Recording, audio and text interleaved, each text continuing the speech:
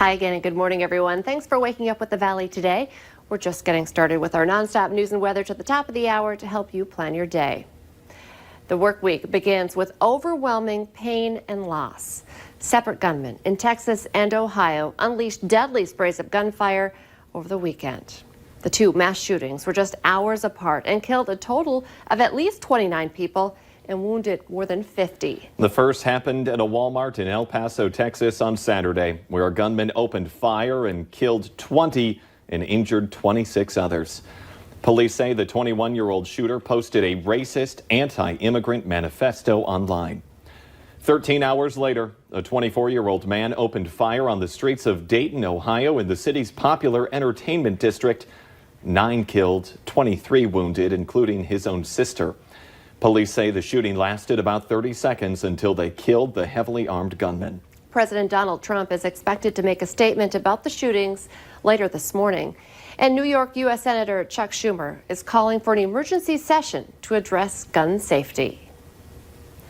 2 Moorhead men are trying to turn the anguish of this weekend's mass shootings into action.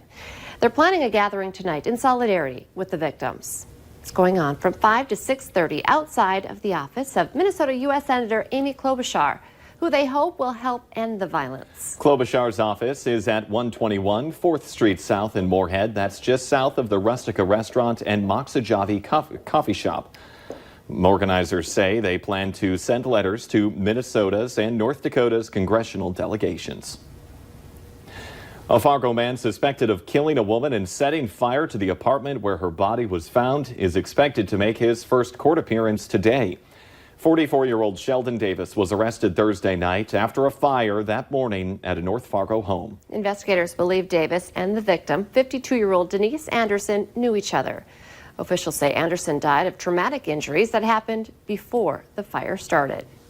It's now 9 minutes before the top of the hour, and for a lot of folks, it's a very gray and rainy Monday morning. Yeah, a tough start in the southern and eastern part of our viewing area. We've got storms, some of them strong, even severe, working their way through here this morning. You can see them in our eastern viewing area down toward Lakes Country. And then another round that has been popping up out to the west. It's not nearly as strong, but don't be surprised if you see another round move through this morning, even as you feel like things are starting to quiet down.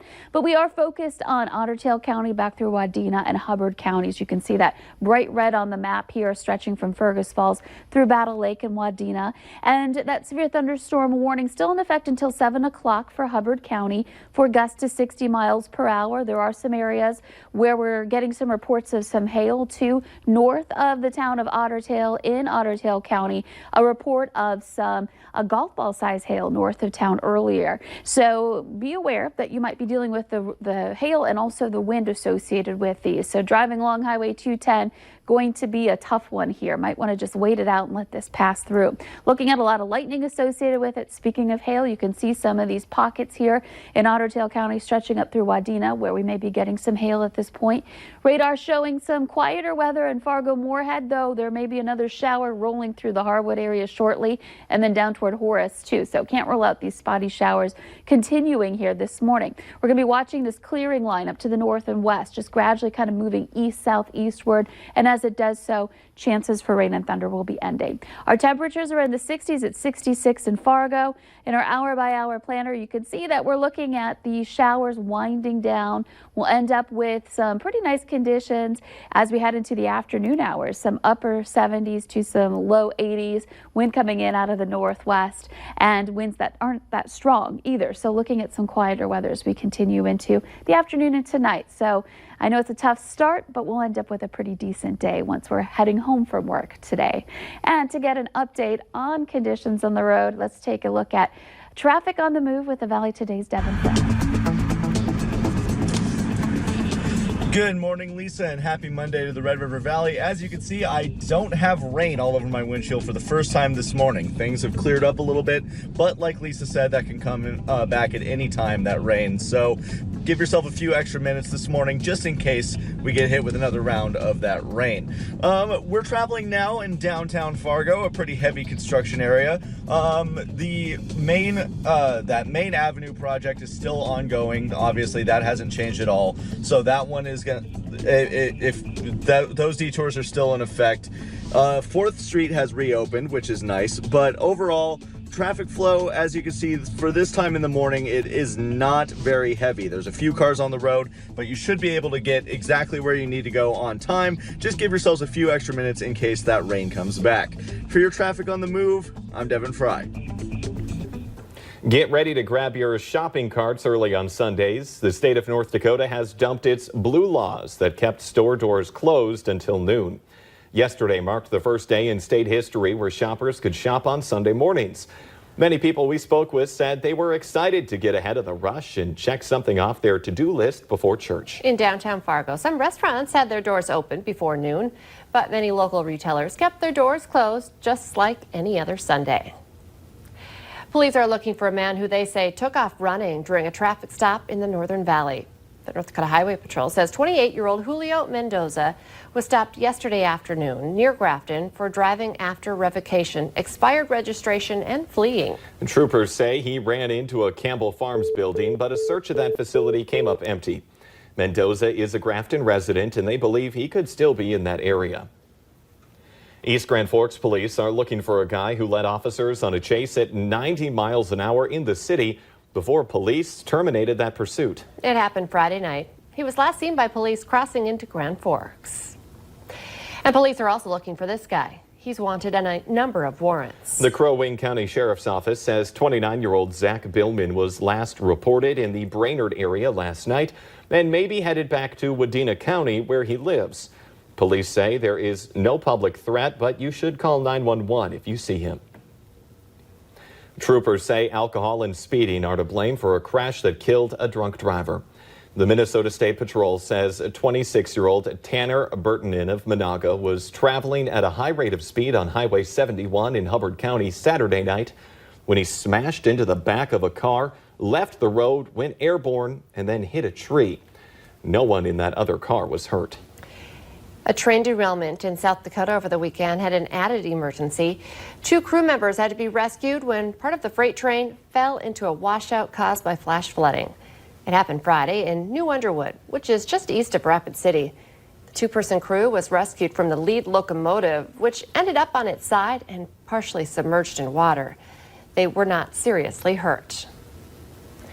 A Minneapolis woman is safe after getting lost in Voyageurs National Park in northern Minnesota.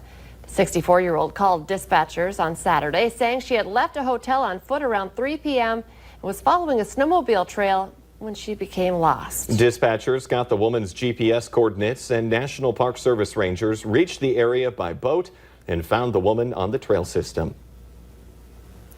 It's always fun to shop local, but what goes into creating those products? The Valley Today's Abby Furchner joins us live this morning from the Family Roots Farm. Good morning, Abby. I think that's you in there.